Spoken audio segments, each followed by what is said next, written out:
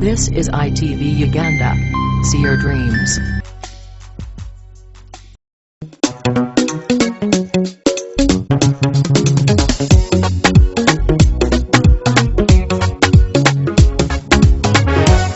Omuntu anatera okufa yewuunyisa ensi era akola bingi okugumya ababaawo. Yali tatambula ayimuka bibi abadde talyosanga yeeyongeza enva. Yali tatambula ayimuka bibi abadde talyosanga yeeyongeza enva. N'atumya ku baana n'abalabako emulowooza nti yawonye musibu lw'enkya, naye ziba zituuka mu munaana ogenda omukwatako nga yasiseewo. Munjulire nnyo ebiseera by'okuwummula engalo ziba bino ebintu ebyaviiriddeko Ssaabasumba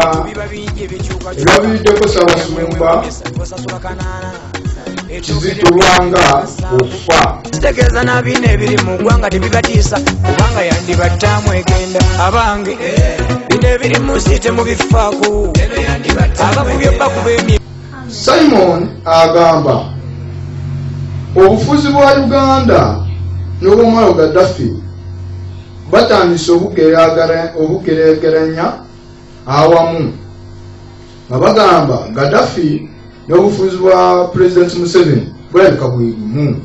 Yavuddeko bantu bali bagamba nti omukulembeze wa Libya Gadaffi yali omuntu omukyamu, naye avuddewo afudde kyokka Libya tonnafuna mirembe. Nolwekyo kitegeeza nti twanditeba Museveni ng'omuntu naye ntitwekata ebizibu eby'amaanyi ebitulimu ngaffe eggwanga. Nolwekyo yes tulina okubeera n'enkyukakyuka ebujja, naye n'enkyukakyuka zize zitya ekimatiza oba si kituufu ogamba nti ne bannaddiini teboogeranga ku bintu by'obufuzi, kubanga enjawulo wakati w'eddiini n'ebyobufuzi ntono nnyo oba kabe kasinga terinawo. Naye kyandibadde kirungi bannaddiini obutayingirira nnyo mu nsonga z'ebyobufuzi. Kati ekyo twesabire kireme obutatuuka mu Uganda muno. Abasumba tubasaba obufuzi bwa Uganda tubuveeko.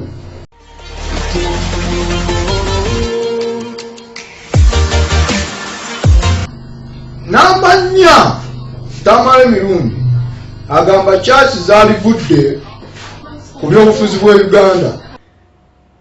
Bishop Lwanga yendowooza ye ekyo kikye tewali akimugaana, naye mu ekereziya gye mmanyi nze ndi Mukatuliki, ekereziya bw'eba erina ensonga gye yagala okwogerako bakiyita pastoreta.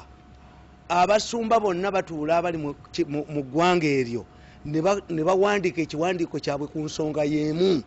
Bishop omu bw'aba ayogera bibye nga muntu. Abantu basobola okugenda ogenda mu kyaki, abasoma n'abatasoma baliwo abasinga obungi. Anti ne kyaki esasika mu Europe batunda kereziya. E Roma waliyo kereziya emitwalo 15 musigaddemu ena. Mu Europe kyaki bazigula ne bazifuula ebidongo naki. What went wrong? E Burundi seminariyo ogundi yazigala, bazigala government yagala seminariyo. Abakatuliki bavayo ne balwanyisa ki? E Philippines kadinali Sini yavayo n'alwanyisa Marcos. Lwaki yali ayingiridde eddiini. Omuntu atakuyingiridde kugaana kusaba tomulumba.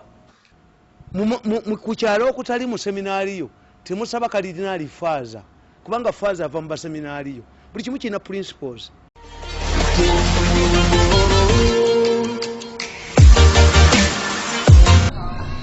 Pastor Serwadda agamba President yalisazeewo n'atubuulira ensi oba entebe yansinkirano. Tumanye ti nno Uganda efunye obwakawaka obw'ensinkirano. Bannayuganda bamusabe emyaka gy'asigaza ku bukulembeze bwe gibeere gyakuteekateeka muntu wanadda mu ntebe ye. Naye oba gwe nga yegoli ku ntebe ne batandika okukyokooza okolawo ki?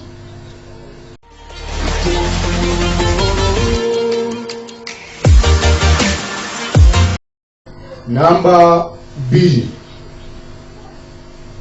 Tamale Mirundi agamba ye Mukatuliki nnyo n'ekikusesa yetagenda mu mmisa era yetasaba mmisa.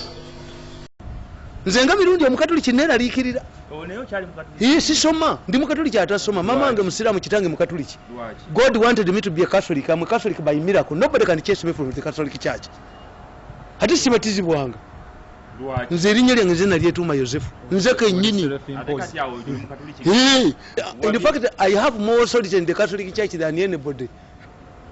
I conduct myself as a devoted Catholic, but I don't attend the church service. How many times did Jesus go to church?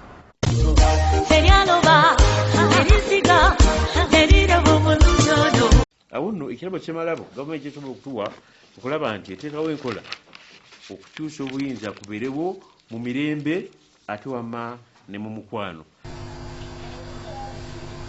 Kyatulumye nnyo Ssaabasumba w'e Kampala tuva mu maaso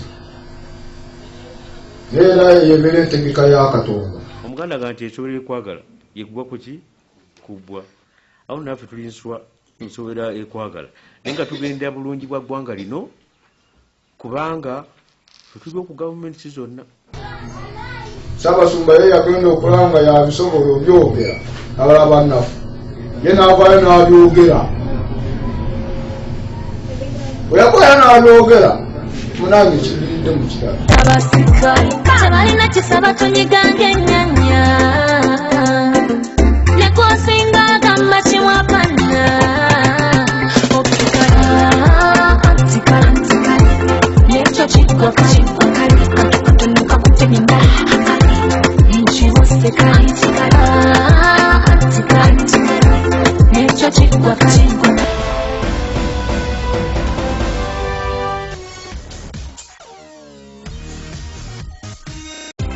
Thank you for watching ITV Uganda.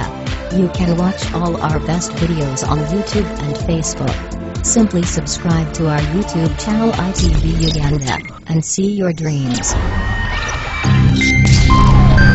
On ITV.